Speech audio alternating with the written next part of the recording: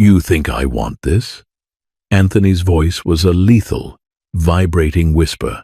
His dark eyes, entirely devoid of warmth, locked onto hers as he slammed the heavy, gold-embossed contract onto the sticky diner table. You're a waitress drowning in debt. I run the largest underground syndicate in this city. This marriage is a cage for both of us. Forced by a dead man's promise, Hazel wiped her trembling, grease-stained hands on her apron, staring in absolute horror at the terrifying man and the staggering zeros on the bank check he offered. I won't be your pawn, she choked out. Anthony leaned in, the scent of expensive cologne and cold steel washing over her. You don't have a choice. Marry me, or lose everything.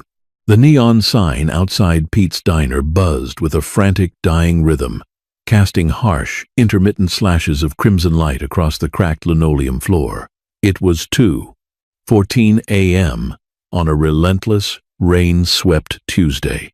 Hazel stood behind the scarred Formica counter, a damp, graying rag moving in slow, mindless circles over a coffee stain that had set in hours ago.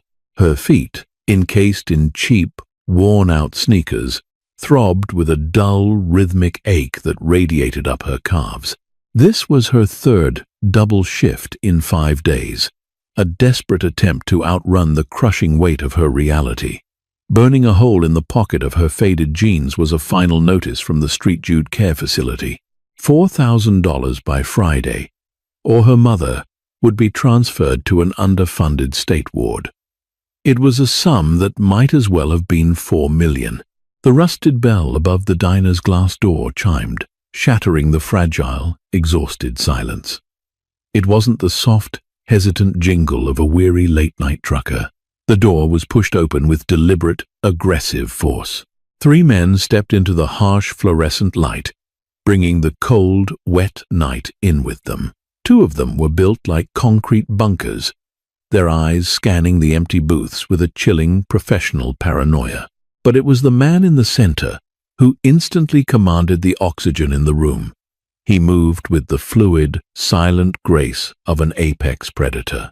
His bespoke charcoal suit looked entirely alien against the backdrop of peeling vinyl booths and cheap ketchup dispensers. Raindrops gleamed like scattered diamonds in his impeccably styled dark hair. When his gaze locked onto Hazel, she felt the breath physically leave her lungs. His obsidian eyes were ancient, cold, and entirely merciless. He dissected her in a fraction of a second, taking in her stained apron, the dark, bruised circles beneath her eyes, and the slight, involuntary tremble in her hands.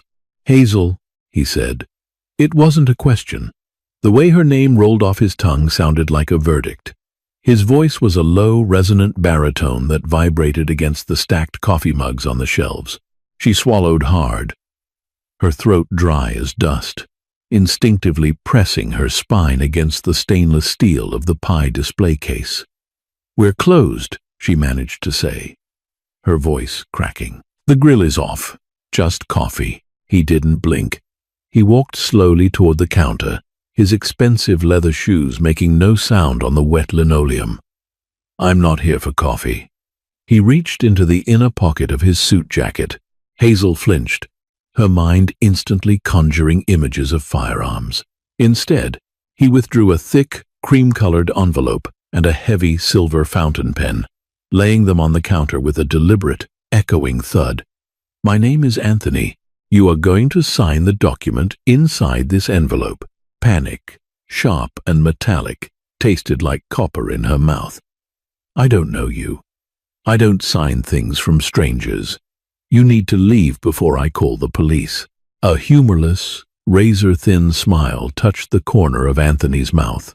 The police do not concern me. What should concern you is the eviction notice on your mother's house and the final billing warning from the care facility.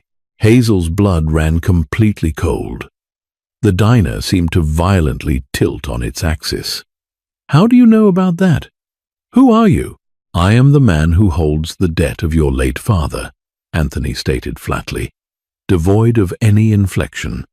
20 years ago, your father saved the life of my predecessor, In return, a blood oath was sworn to protect his bloodline. The old man died 2 days ago. To solidify my ascension to power within the syndicate, and to appease the traditionalists who value archaic promises, I must honor this debt absolutely. Hazel shook her head, her mind rejecting the words. Syndicate? A blood oath? My father was a mechanic who died of a heart attack. You have the wrong person. I never have the wrong person, Anthony replied smoothly, tapping the envelope. A mechanic was merely his daytime disguise. Now, the old man's dying wish has tied my hands. I must bring you under my absolute protection. By doing what? Hazel whispered, cold dread pooling in her stomach.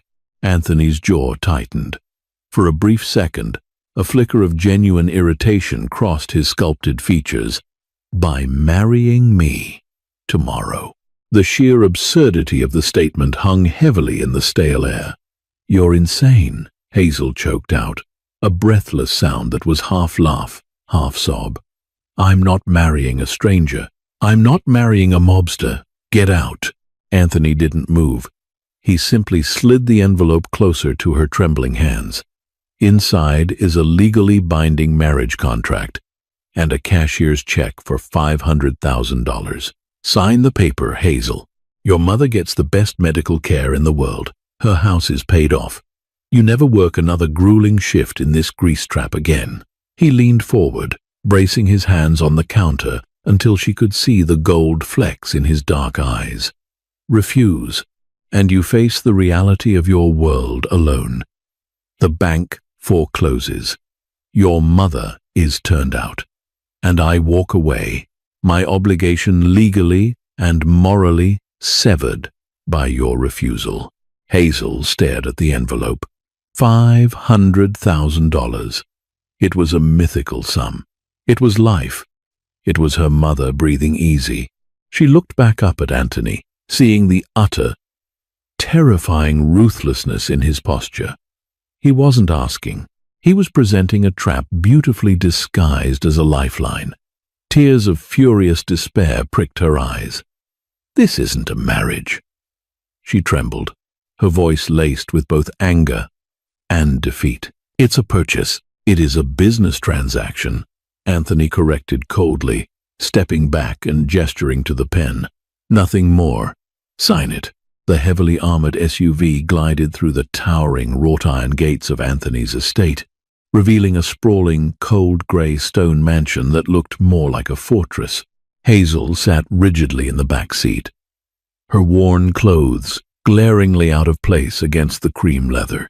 She hadn't slept since signing the papers that secured her mother's care, a nauseating reminder of the immense, dangerous power she had just bound herself to.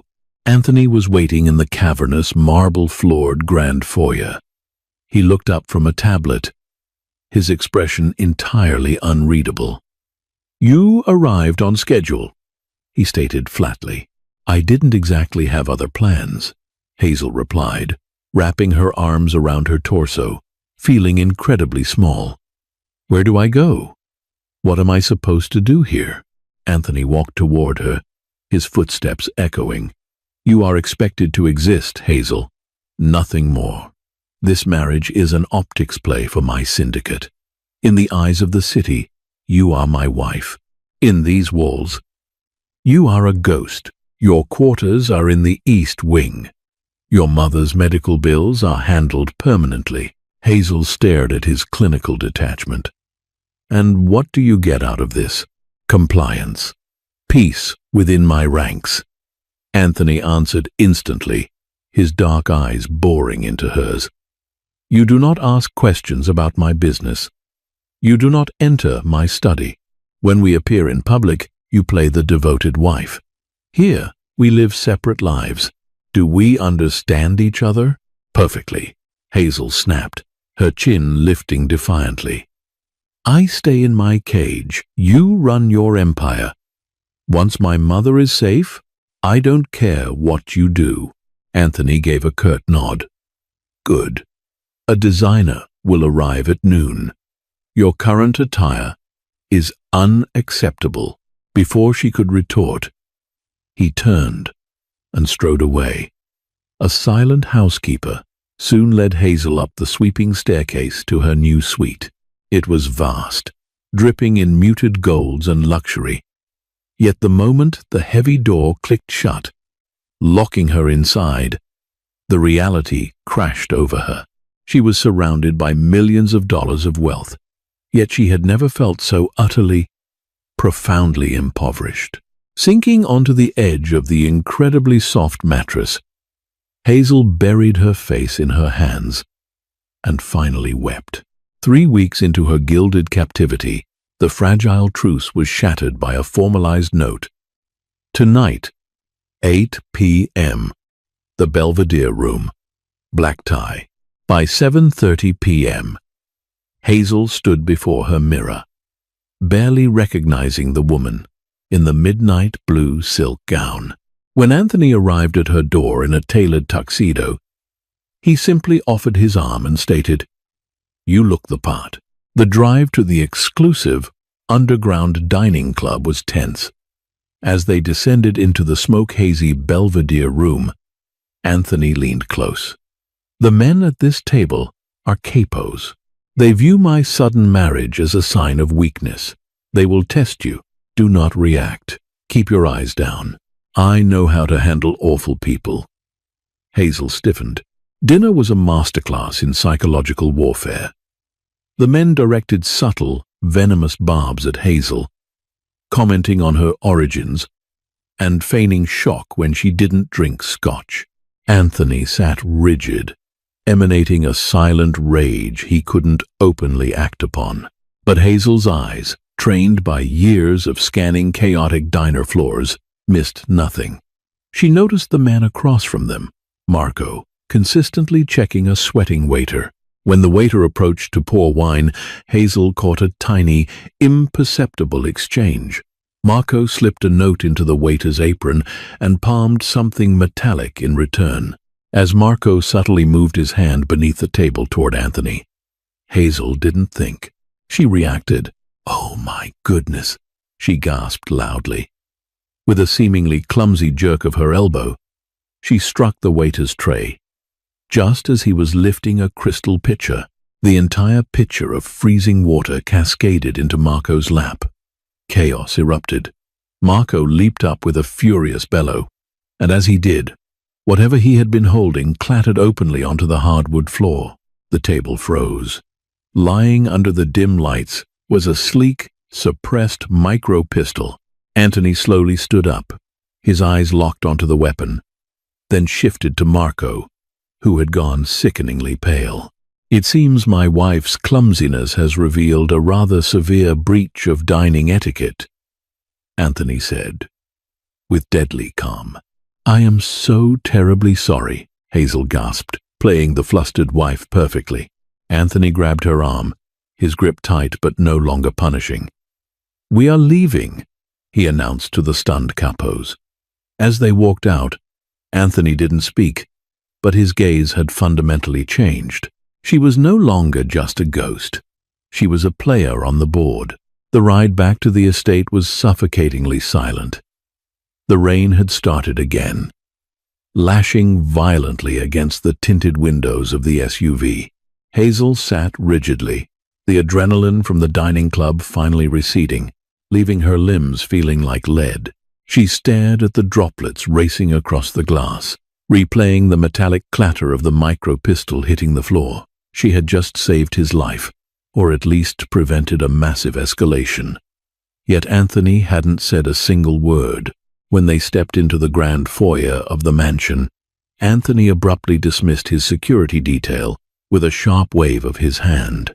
He turned to Hazel, his chest heaving slightly, the pristine facade of the Mafia Boss cracking to reveal the raw, intense man beneath. "In my study. Now," he ordered, his voice echoing sharply in the cavernous space. Hazel's jaw tightened. The fear was there, a cold knot in her stomach, but it was being rapidly eclipsed by a rising tide of exhausted anger. She had played her part. She had exceeded the terms of their twisted contract. She followed him down the long, shadowed corridor of the West Wing, the forbidden territory, her high heels clicking rhythmically against the hardwood.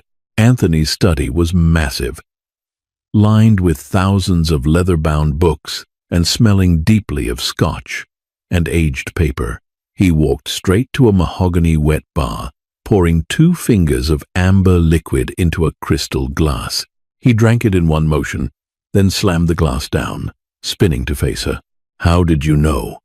he demanded, his eyes locking onto hers with terrifying intensity. "Marco is one of the most seasoned operators in the northern sector. My own men, trained to spot threats, missed it. How did you know he was armed?" Hazel crossed her arms over her chest, suddenly intensely aware of the cold air against her bare shoulders.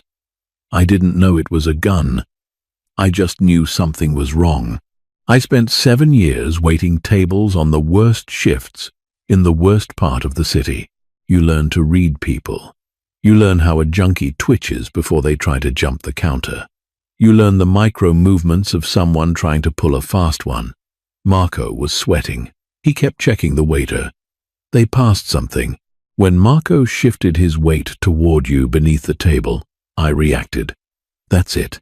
It wasn't some grand tactical genius, Anthony. It was survival instinct. Anthony stared at her, absorbing her words. The harsh lines of his face seemed to soften fractionally, replaced by a grudging, profound respect.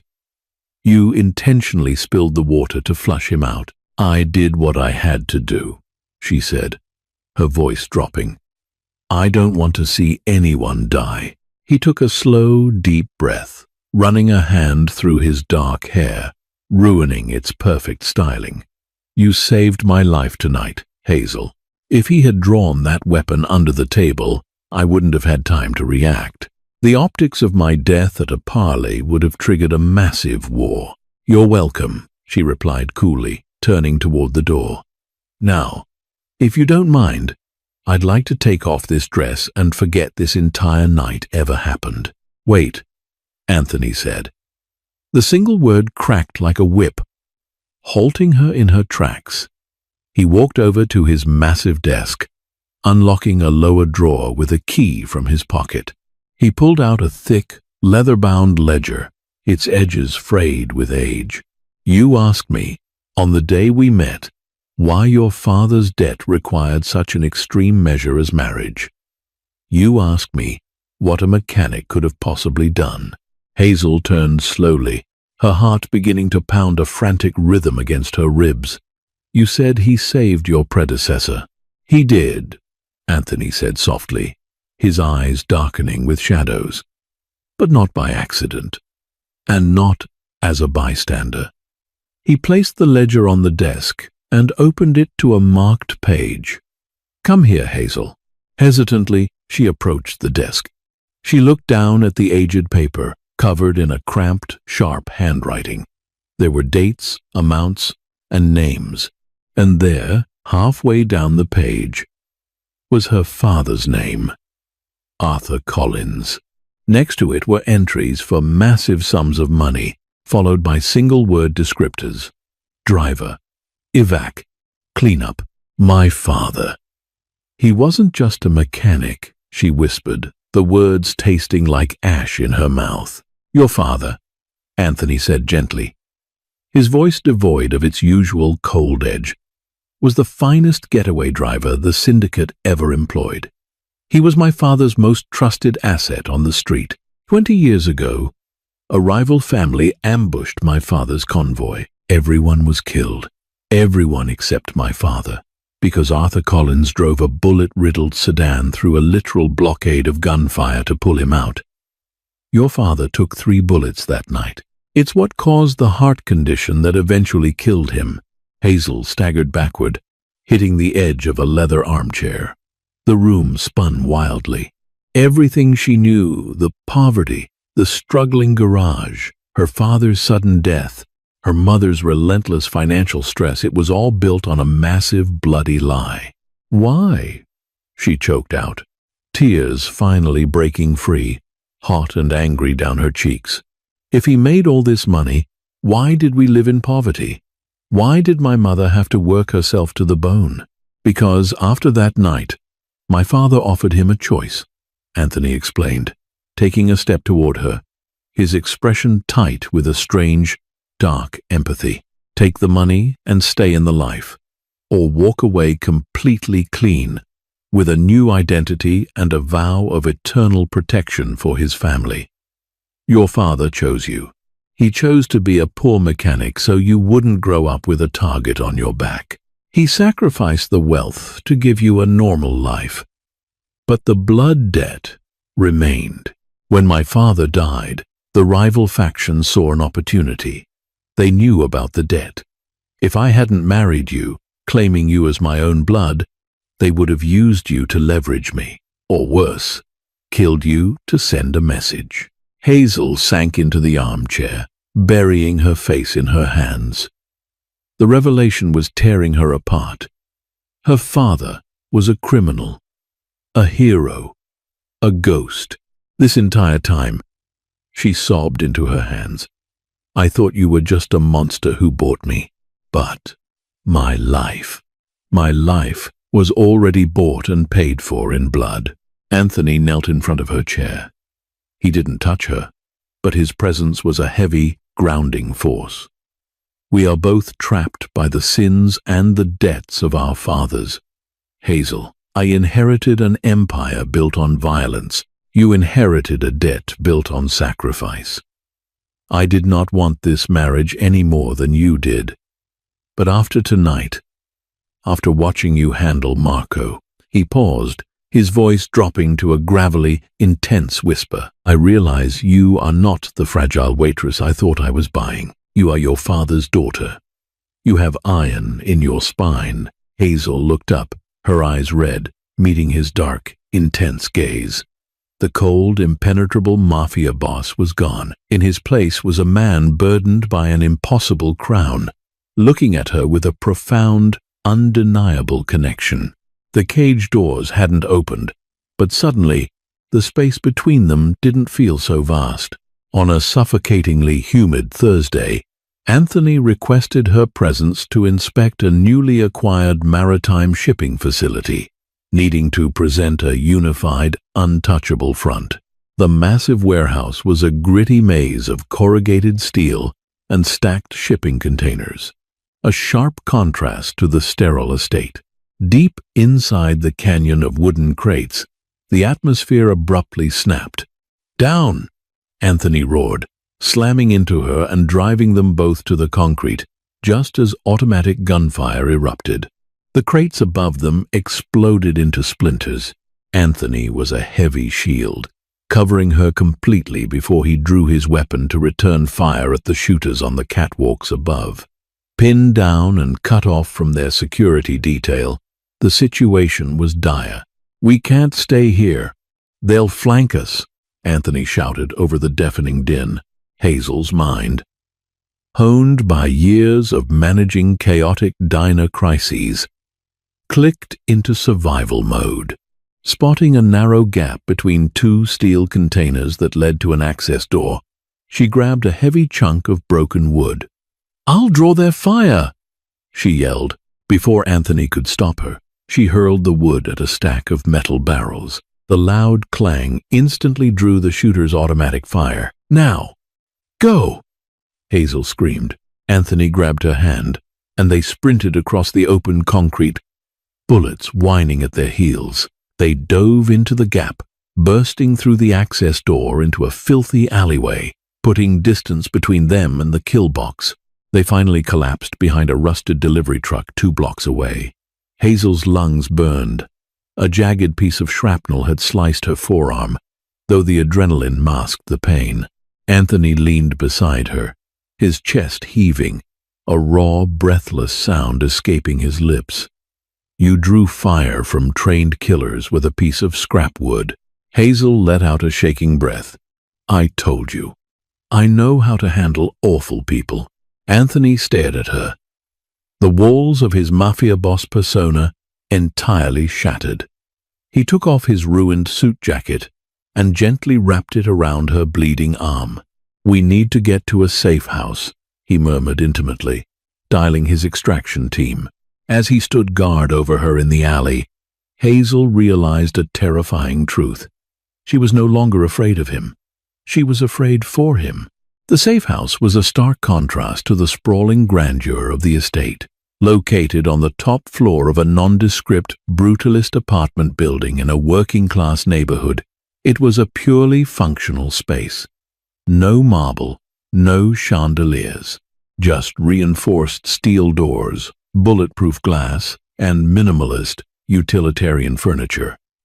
It felt like a bunker because that was exactly what it was. Anthony locked the 5 heavy deadbolts on the front door, his movements sharp and rigid with residual adrenaline. The extraction had been a tense, high-speed evasion through the city's back channels, avoiding the main arteries entirely. The moment they were secured inside, the silence of the apartment felt heavy and suffocating. "Sit," Anthony commanded, pointing to a clean, white leather sofa in the center of the living room. He didn't wait for her to argue. He disappeared down a short hallway and returned a moment later, carrying a serious-looking, hard-shell medical kit. Hazel sat obediently, her body finally beginning to crash from the intense surge of fight-or-flight hormones. Her limbs felt like they were filled with wet sand, and the pain in her forearm, previously masked by adrenaline, was blossoming into a sharp, throbbing ache. She watched as Anthony placed the kit on the glass coffee table, snapping the latches open with practiced efficiency. He had discarded his ruined shirt somewhere in the hallway, leaving him in a fitted black undershirt that clung to the hard, muscular lines of his chest and shoulders. The dark ink of his tattoos' intricate, sprawling designs that spoke of violence and loyalty were fully visible now, stark against his pale skin. He knelt on the floor in front of her, the massive, terrifying Mafia Boss reduced to a quiet, focused caretaker. "Give me your arm." Hazel hesitantly extended her arm. Anthony unwrapped his ruined suit jacket, revealing the bloody gash. He didn't flinch. His face was a mask of pure concentration as he poured an antiseptic wash over the wound. Hazel hissed, her entire body jerking backward, her breath hitching sharply. The burning sensation was absolute agony. "I know. I'm sorry." "Hold still," Anthony murmured, his voice incredibly low, softer than she had ever heard it. His large, calloused hand gripped her wrist firmly, holding her steady. He worked quickly, his movements precise and clinical. He threaded a curved needle and began to stitch the wound closed. Hazel turned her face away, staring fiercely at the blank wall opposite them, biting the inside of her cheek until she tasted copper to keep from crying out. "You did well today," Anthony said quietly, the sound of his voice drawing her attention back.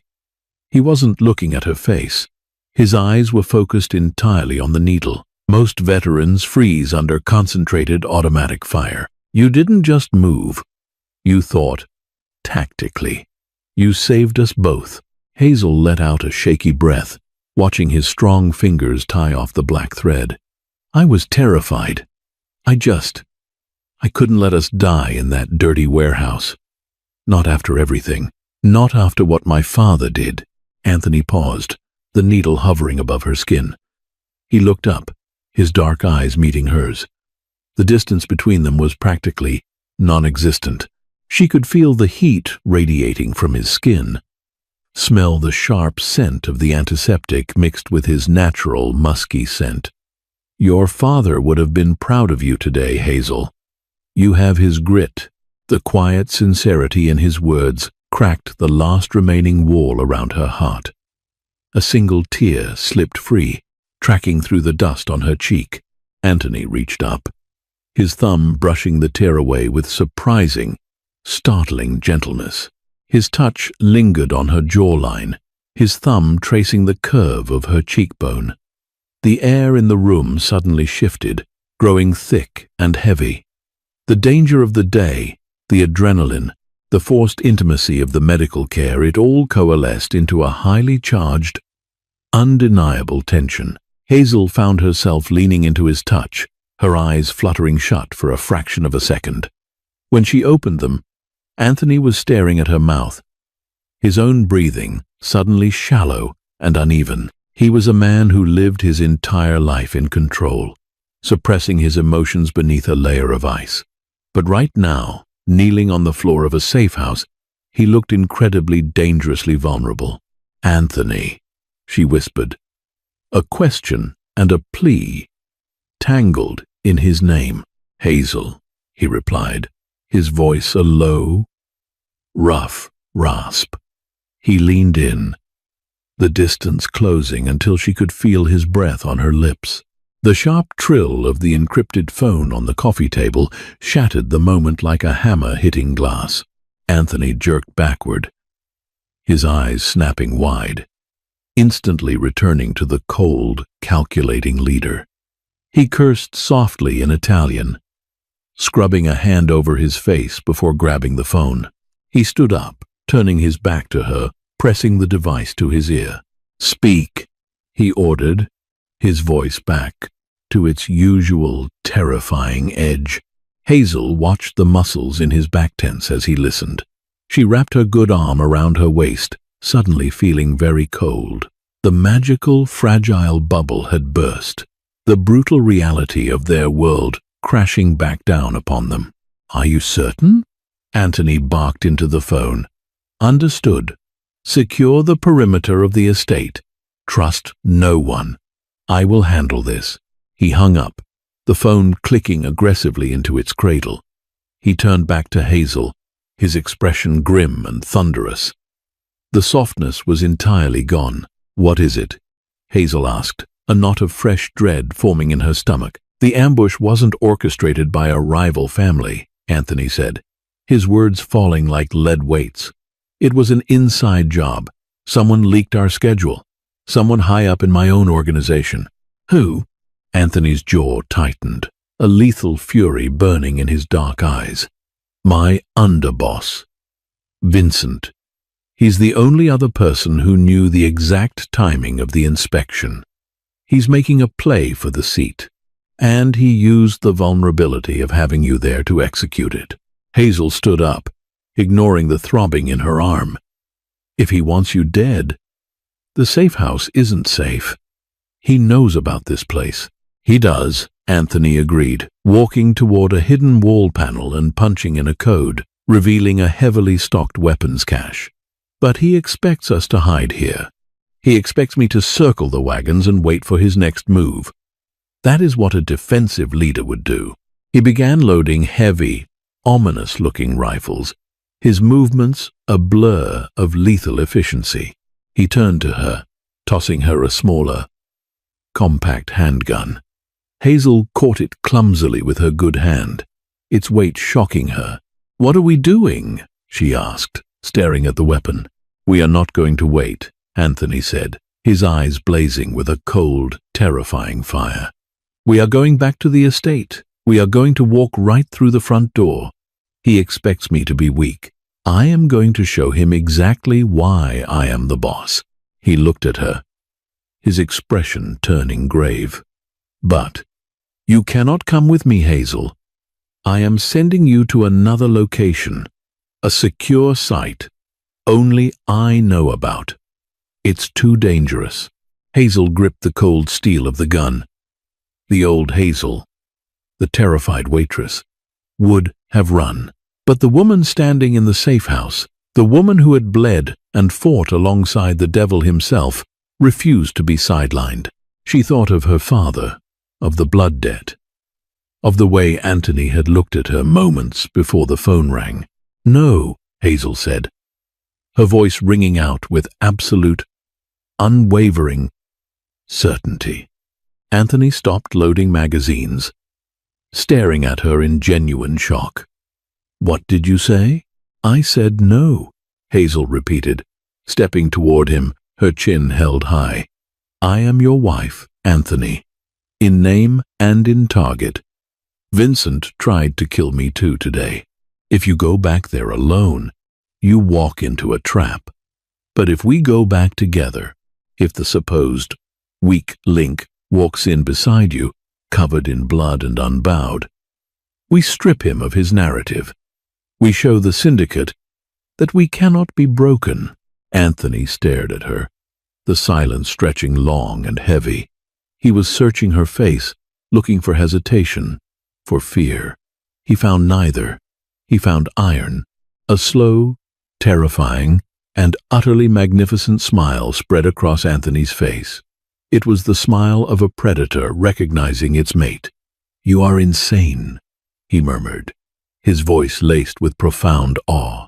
"I'm a waitress," Hazel corrected, clicking the safety off the handgun exactly as she had seen him do it in the warehouse. "I deal with the trash." The rain had escalated into a torrential downpour, turning the night into a howling, chaotic void as the armored SUV, driven by Anthony himself, tore through the winding approach to the estate. They had bypassed the main gates, using a hidden, unpaved service road that Anthony's father had installed decades ago. The vehicle slammed to a halt behind the massive stone carriage house, hidden from the view of the main surveillance cameras. The plan was simple, reckless, and entirely dependent on the element of surprise. Vincent believed them to be cowering in a safe house. He would be using this time to consolidate his power within the mansion, rallying the capos to his cause by spinning a narrative of Anthony's weakness and subsequent death. "Vincent will be in the West Wing." "The war room," Anthony said quietly, chambering around in his assault rifle. The sound was loud and final in the confined space of the vehicle. "He will have his personal guards at the doors. We enter through the servants' tunnels beneath the kitchen. You stay behind me. You do not engage unless fired upon. Understand?" Hazel nodded, her throat too dry to speak. She gripped the compact pistol in her right hand, her left arm throbbing relentlessly despite the tight bandage. They slipped out of the SUV into the freezing rain. Anthony moved like a shadow, leading her to an old, rusted iron grate set flush into the foundation of the house. He hauled it open with a grunt of effort, revealing a dark, narrow stone staircase descending into the earth. The tunnels were damp, smelling of old earth and rot. They navigated the labyrinthine passages by the dim beam of a tactical flashlight. Hazel's heart hammered a frantic rhythm against her ribs. This wasn't a sudden, chaotic ambush. This was a deliberate, terrifying march into the lion's den. They emerged behind a hidden panel in the massive stainless steel commercial kitchen. The room was empty, the staff clearly dismissed. Anthony held up a hand, signaling for silence. He pressed his ear against the heavy swinging doors leading to the main corridor. 2 guards in the hallway. He mouthed, his eyes cold and focused. "Wait here." He didn't wait for her response. He pushed through the doors with explosive speed. Hazel heard the muffled thwip-thwip of his suppressed weapon, followed by the heavy thuds of 2 bodies hitting the plush carpet. "Leah," he whispered, pushing the door back open for her. They moved silently down the sprawling, opulent hallway. The mansion, usually so still, felt electric with tension. As they neared the heavy double-oak doors of the war room, they could hear voices.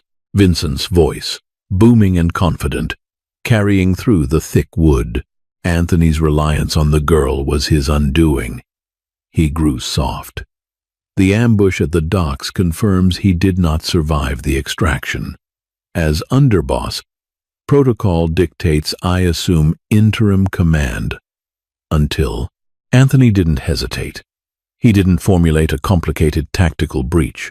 He simply lifted his heavy, booted foot and kicked the center of the double doors with devastating, bone-shattering force. The oak doors violently exploded inward, tearing off their heavy brass hinges with a deafening crack, slamming against the interior walls. The scene inside froze instantly. Vincent, a sharp-featured man in a silver suit, stood at the head of a massive mahogany table. 4 other high-ranking capos were seated around him. A dozen heavily armed guards lined the perimeter of the room. Anthony stepped into the doorway, his assault rifle leveled directly at Vincent's chest. The storm raged outside the massive windows, lightning illuminating his furious, blood-spattered face. He looked like an avenging demon ripped straight from hell. "Rumors of my death," Anthony's voice boomed, carrying a terrifying absolute authority that vibrated in the chests of everyone in the room, "have been vastly exaggerated." A collective, stunned silence gripped the room. Vincent's face drained of all color, his arrogant posture crumbling instantly. His guards, caught entirely off guard, hesitated, their hands hovering over their weapons, unsure whether to draw on the recognized boss. And then Hazel stepped into the frame, standing shoulder to shoulder with Anthony. She was a shocking sight. The elegant midnight blue gown was torn and stained with dirt and dried blood. Her hair was a wild tangle. Her arm was heavily bandaged in Anthony's ruined suit jacket. But she stood tall, her chin raised defiantly, the compact pistol held steadily in her hand. She did not look like a cowering, terrified civilian. She looked like a survivor. She looked like a queen forged in fire. The psychological impact of her presence was immediate. The capos, men who valued strength above all else, stared at her in stunned reverence. Vincent's narrative of a soft boss, ruined by a weak girl, shattered instantly. "Vincent," Anthony said, his voice dropping to a lethal, vibrating growl as he walked slowly into the room, his weapon unyielding. "You orchestrated an ambush. You fired upon me, and you fired upon my wife." "Anthony, listen," Vincent stammered, raising his hands, his eyes darting frantically toward his paralyzed guards. "It was a mistake. I received bad intel." "You received the intel you created." Anthony cut him off ruthlessly. He didn't look at the guards. He knew he commanded the room by sheer force of will. He stopped 5 feet from Vincent. "You broke the sacred oath. You broke the trust of the family." "She's a waitress!" Vincent suddenly screamed, panic breaking his facade, pointing a shaking finger at Hazel. "She's nobody! You tied our legacy to trash." Before Anthony could react, Hazel moved. She didn't raise her gun. She didn't scream. She simply walked forward, stepping past Anthony's protective stance. Her eyes locked onto Vincent, with a cold, terrifying intensity that mirrored Anthony's own. Vincent, confused by her sudden movement, instinctively reached for the weapon at his waist. Hazel didn't hesitate. With a sudden, explosive burst of speed fueled by pure adrenaline and the heavy, solid weight of the silver tray sitting on the edge of the conference table, she grabbed the heavy metal platter and swung it with all her might. The heavy silver tray connected with the side of Vincent's head with a sickening, resonating crack. Vincent's eyes rolled back in his head. He crumpled to the floor instantly, unconscious before he even hit the expensive Persian rug. The room erupted. The guards finally drew their weapons, shouting, but Anthony was faster. He didn't fire. He simply roared, "Stand down!" The sheer, overwhelming command in his voice, coupled with the shocking, brutal image of his weak wife standing over the unconscious, bleeding underboss, broke the guards' resolve. They lowered their weapons, stepping back. The capos at the table remained perfectly still, their eyes wide with shock and newfound respect. Hazel stood over Vincent, her chest heaving, the silver tray clattering to the floor from her trembling fingers. She looked at Anthony. The fury in his eyes had vanished, replaced by an expression of profound, earth-shattering awe. "I think," Hazel breathed, her voice shaking but clear in the silent room, "that concludes the interim command." The immediate aftermath of Vincent's violent deposition was a masterclass in organized chaos. The mutiny, fragile to begin with and heavily reliant on the illusion of Anthony's death, collapsed entirely the moment Hazel struck the underboss down. The remaining capos, witnessing the sheer, terrifying unity of Anthony and his fiercely capable wife, rapidly swore their absolute, terrified fealty. Vincent and his immediate loyalists were dragged from the room, their fates unspoken but permanently sealed. Within an hour, the estate was locked down under the control of Anthony's fiercely loyal inner circle guards. The storm outside finally began to break, the torrential rain giving way to a steady, rhythmic drizzle. Hazel sat alone in the massive, silent expanse of the master suite's bathroom. The adrenaline had finally, completely drained from her system, leaving behind a bone-deep, shivering exhaustion. She sat on the edge of the marble bathtub, staring blankly at the ruined remnants of her blue silk gown, the fabric stiff with dried blood and dirt. Her hands shook so violently she could barely turn the gold fixtures of the sink. She had struck a man down. She had stood in a room full of killers and held her ground. The reality of what she had done, of the violent world she had fully stepped into, was crashing over her in overwhelming, terrifying waves. The heavy bathroom door creaked open softly. Anthony stepped inside. He had washed the blood and dirt from his face and changed into a clean, simple white shirt and dark trousers. But the weariness in his eyes was profound. He looked at her, his expression softening instantly at the sight of her shivering, traumatized frame. He didn't speak. He walked over to the bathtub and began turning the heavy brass knobs, adjusting the temperature until thick, warm steam began to fill the massive marble enclosure.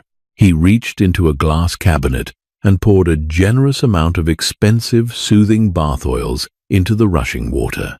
Only then did he turn to her. "Let me help you," he said gently. Hazel didn't have the strength to refuse, nor did she want to.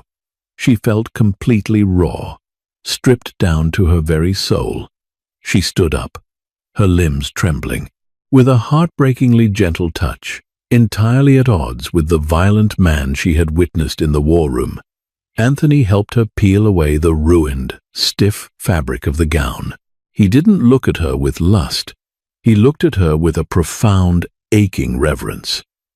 He carefully unwrapped the bloody bandage from her arm, inspecting the stitches with a critical eye, nodding in satisfaction when he saw they held perfectly. He helped her step into the massive, sunken tub. The hot, scented water enveloped her, immediately easing the brutal ache in her muscles. Hazel sank down until the water reached her collarbones, closing her eyes and letting out a long, shuddering sigh. Anthony didn't leave. He rolled up his sleeves, pulled a plush stool to the edge of the tub, and sat down. He took a soft sponge, dipped it in the hot water, and gently, methodically began to wash the dirt and grime from her shoulders and back. The silence between them wasn't cold or tense anymore. It was heavy with unspoken words, with a shared, terrifying intimacy forged in violence and survival. "You terrified me tonight," Anthony finally spoke, his voice a low, gravelly rumble that echoed slightly against the marble walls. The sponge paused on her shoulder. "When you stepped past me toward Vincent, I have never felt fear like that in my entire life, Hazel. Not when the guns went off at the docks, not when I was staring down a room of armed traitors, only when I thought he might pull that trigger before I could stop him." Hazel opened her eyes, looking over her shoulder at him. The harsh, fluorescent lighting of the bathroom illuminated the raw vulnerability in his expression. "I couldn't just stand there and let him dismiss us," she whispered softly. "I couldn't let him win." Anthony's hand moved, his fingers tracing the line of her neck, his touch sending a warm shiver down her spine that had nothing to do with the water. "You didn't just stop him. You broke the entire rebellion. The men in that room, they respect violence, yes, but they respect sheer, unwavering defiance more. You walked into their world, unarmed, and dominated it.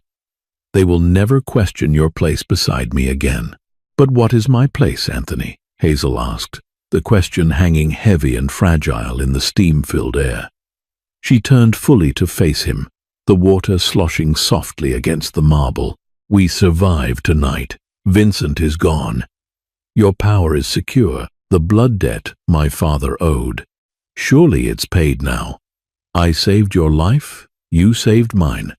The ledger is balanced." Anthony's hand dropped from her shoulder. He sat back on the stool, his dark eyes searching hers, a flicker of genuine panic crossing his stoic features. "Is that what you want? The ledger balanced? The contract voided?" "I don't know what I want," Hazel admitted, a single tear mixing with the bathwater on her cheek. 3 weeks ago, I was pouring cheap coffee and drowning in debt. Today, I survived an assassination attempt and assaulted a mafia underboss. I am terrified of your world, Anthony. It's violent, it's brutal, and it's built on blood. Anthony looked down at his own hands, hands that had ordered deaths, hands that had pulled triggers. "It is," he agreed, his voice thick with self-loathing. "It is a dark, terrible world, and you are a light that has no business being dragged into it." He met her gaze again, his eyes burning with an intense, desperate fire. "But I also know that before you walked into that diner, I was a ghost haunting my own empire. I felt nothing. I cared for nothing except the survival of the organization. You brought me back to life, Hazel. You forced me to feel. You forced me to care." He leaned forward, bracing his hands on the edge of the marble tub, bringing his face inches from hers. "The ledger is balanced," he whispered fiercely. "The debt is paid. If you walk out of those gates tomorrow, you will have millions in your account. Your mother will be cared for forever, and my men will protect you from the shadows for the rest of your life. You are free to go." Hazel stared into his dark, tortured eyes. She saw the absolute truth in his words. He was giving her the ultimate choice. He was giving her the freedom he had initially stolen from her. She looked at this terrifying, powerful man who was currently sitting on a stool in a bathroom, looking at her as if she were the only thing keeping him tethered to the earth. The fear of his world was still there, but it was eclipsed by a sudden, overwhelming realization. "If I leave," Hazel whispered, her voice trembling slightly, "who is going to watch your back?" Anthony's breath hitched. He stared at her, the desperate hope warring with the disbelief on his face. "Hazel." She reached a wet hand out of the water, placing it gently against his cheek, feeling the rough stubble along his jawline. "I hate your world, Anthony. But I don't hate you. I think I'm exactly where I'm supposed to be." Anthony closed his eyes, leaning heavily into her touch, a shuddering breath escaping his lips. When he opened his eyes, the icy Mafia Boss was entirely gone. All that remained was a man deeply, undeniably in love. He leaned in, closing the remaining distance between them, and pressed his lips to hers. It wasn't a brutal or dominating kiss. It was desperate, gentle, and profoundly grounding, a silent promise forged in the quiet aftermath of a storm. The dawn broke over the estate not with a fiery sunrise, but with a quiet grey light that slowly chased the shadows from the manicured lawns. The mansion, having survived the violent purge of the night before, stood silent and imposing, but the atmosphere within its stone walls had fundamentally, irrevocably shifted. Hazel stood on the massive stone balcony of the master suite, wrapped in a thick plush robe. The cold morning air bit at her cheeks, but she barely felt it. She was looking out over the sprawling grounds, not feeling like a prisoner looking at her cage, but like a guardian surveying her territory. The exhaustion was still there, a heavy weight in her bones, but her mind was terrifyingly clear. She heard the soft click of the heavy glass doors opening behind her. Anthony stepped out onto the balcony, He was dressed in a dark suit again, ready to face the turbulent day ahead, dealing with the fallout of Vincent's betrayal. But his posture was different. The rigid, defensive tension that usually gripped his shoulders was gone. He looked lighter. He walked up behind her, wrapping his arms around her waist, pulling her back against his solid chest. He rested his chin on the top of her head, sighing deeply as they looked out over the estate together. "The capos are assembling in the main hall," Anthony said quietly, his voice a comforting rumble against her back. "They want reassurance. They want to see the strength of the leadership.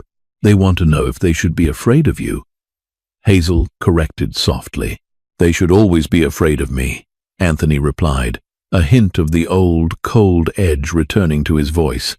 But then he tightened his grip on her slightly. "But they are more afraid of you right now. The story of the silver tray has already become legend among the gods." Hazel let out a small, tired laugh. "Great. I'm a waitress wielding a serving platter." Terrifying. Anthony turned her around in his arms, his expression turning serious. He reached into the inner pocket of his suit jacket. Hazel's breath hitched. A brief flash of memory taking her back to the diner, to the heavy envelope that had started this all. He withdrew a folded document. It wasn't thick like the marriage contract. It was a single page. He handed it to her. Hazel unfolded it slowly. It was a legal document, drawn up by the syndicate's highest lawyers. It was an annulment, already signed by Anthony. Attached to it was a bank transfer confirmation for an amount so large the zeros blurred together before her eyes. "What is this?" she asked, her voice tight, a sudden spike of panic piercing her chest. "I told you last night." "I know what you told me," Anthony interrupted gently, placing his hands over hers, covering the document. "But last night we were bleeding, exhausted, and running on adrenaline. This morning is reality. This document is your absolute freedom, Hazel. No strings, no debts, no shadows. You can walk away right now, and you will never see me again." Hazel stared at the paper. It was everything she had wanted 3 weeks ago. It was safety. It was normalcy. It was an escape from the violence and the fear. She looked up at Anthony. His face was a mask of careful neutrality, but she could see the profound, agonizing fear in his dark eyes. He was terrified she would take it. He was giving her the ultimate power over him. He was proving that she wasn't a hostage. She was a choice. Hazel looked back down at the document. She thought of the cold, lonely apartment she had left behind. She thought of the relentless, soul-crushing grind of the diner.